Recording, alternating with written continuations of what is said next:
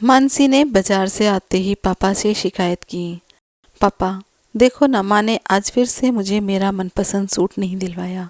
पापा कहते हैं, ओहो रमा, तुम भी ना दिला देती बच्ची को उसका मनपसंद सूट। गुप्ता जी ने अपनी पत्नी से कहा। रमा कहती है, अच्छा जी, कैसे दिला देती, एक ही तो बेटी नहीं है आपकी, अगर इसे दिलाती तो छोटी का मुंह फूल जाता। और फिर महीने का बजट, उसका क्या। पापा कहते हैं, मेरी लाडो बिटिया, तू चिंता मत कर, तुझे ऐसे बड़े घर में ब्याहूंगा कि वहां तुझे किसी भी चीज की कोई भी कमी नहीं होगी, राज करेगी मेरी बिटिया रानी। किसी बड़े घर में ब्याहने का सपना लेकर ही मानसी बड़ी हुई थी। सुंदर और सुगढ़ तो थी ही वो, अच्छे अच्छे रिश्ते उसके अच्छे अच्छे घर से आने लग गए थे। एक दिन जब पास के ही एक शहर से बड़े घर का रिश्ता आया तो गुप्ता जी को लगा कि उनकी तलाश पूरी हो गई है। लड़के वालों ने बस ये डिमांड की थी कि बाराती की खातिरदारी अच्छी तरह से होनी चाहिए। इतना अच्छा रिश्ता देखकर गुप्ता जी ने उनकी ये मांग को स्वीकार कर लिया। अपनी हैसियत से बढ़कर गुप्ता जी ने मानसी की शादी पर खर्च किया ताकि लड़के वालों को कोई कमी न नजर आए। शादी बहुत धूमधाम से हुई। एक से बढ़कर एक साड़ियाँ, लहंगा, जेवर लड़के वालों ने चढ़ाए थे। मानसी तो अपने भाग्य पर इतरा रही थी। सभी बहुत खुश थे। मानसी शादी करके अपने ससुराल चली गई। इतना आलीशान बंगला, गाड़ियां, सब कुछ था वहां। ससुराल में कदम रखते ही द्वार छेकाई पर ननंद ने नेंग मांगा। मानसी ने अपने पर्स से 1100 का लिफाफा निकालकर उसको दे दिया। ननंद ने नाक भौं सिकोड़कर सास से कहा, ये क्या माँ, हमारी क्या इतनी ही औकात है। सास कहती, अरे बेटा, अभी ये नई है ना, इसे क्या पता हमारे घर में बहन बेटियों को क्या नेक देते हैं। तू आ, मैं अपनी लाडो के सोने के झुमके बनवाऊंगी। सुबह के वक्त नहा धोकर अपने मायके से लाई हुई सुंदर सी साड़ी पहनकर मानसी तैयार हो गई। जब वो कमरे से बाहर निकली तो सास ने देखते ही टोक दिया, बहू ये क्या पहन लिया, इतने मेहमानों में ये साड़ी अच्छी नहीं लगेगी। जाओ, हमने जो जरी वाली लाल साड़ी दिलवाई थी वो पहन कर आओ। अब तुम्हें हमारे घर के तौर तरीके सीखने होंगे। दूसरे दिन पहली रसोई थी मानसी की। सबके लिए बड़े मन से छोले भटूरे और हलवा बनाया।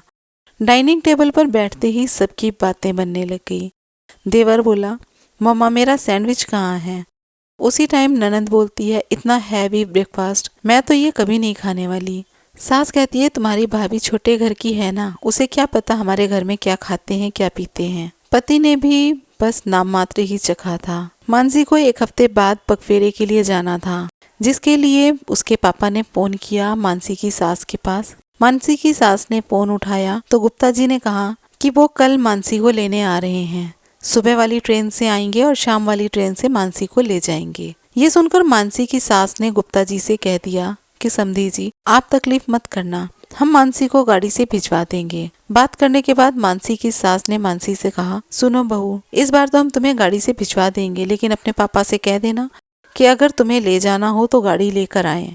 हमारे घर की बहू इस तरह ट्रेन में नहीं जाएगी। मानसी बेचारी चुपचाप उनकी बातें सुनती रही। अगले दिन मानसी गहनों से लदी हुई अपने मायके पहुंच गई। मानसी के पापा तो बहुत खुश थे कि उनकी बेटी को इतना अच्छा ससुराल मिला है।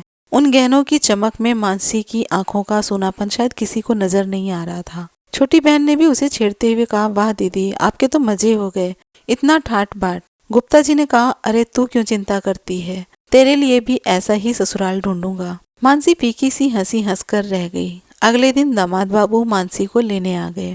खूब खातिरदारी की उनकी। जाते समय गुप्ता जी ने दामाद से कहा, दामाद बाबू, अगर कोई अच्छा रिश्ता हो तो हमारी छोटी बिटिया के लिए भी बताना। इतना सुनकर मानसी ने अपने आंखों से आंसू पोंछते और छिपाते हुए कहा, पापा अगर हो सके तो अपनी दूसरी बेटी को बड़े घर में नहीं, बराबरी के घर में ब्याहना, जिससे उसे और उसके परिवार को भी बराबरी का सम्मान मिल सके। मानसी तो अपने ससुराल लौट गई, लेकिन उसकी इस बात ने गुप्ता जी को सोचने पर मजबूर कर दिया कि कहीं उन्होंने बड़े घर में ब्याह कर कोई गलती तो नहीं कर दी। आपके पास भी अगर कोई कहानी है तो आप हमें डिस्क्रिप्शन में दिए गए नंबर पर भेज सकते हैं। आज की ये कहानी आपको कैसी लगी प्लीज़ कमेंट बॉक्स में ज़रूर लिखें। आपके मैसेज का इंतज़ार रहेगा। वीडियो अच्छी लगी हो तो प्लीज़ लाइक कमेंट शेयर करना ना भूलें। चैनल को सब्सक्राइब ज़रूर करें। फिर से हाजिर होंगे एक नई कहानी, एक नए अंदाज में, आपकी ही एक कहानी लेकर। तब तक के लिए नमस्कार।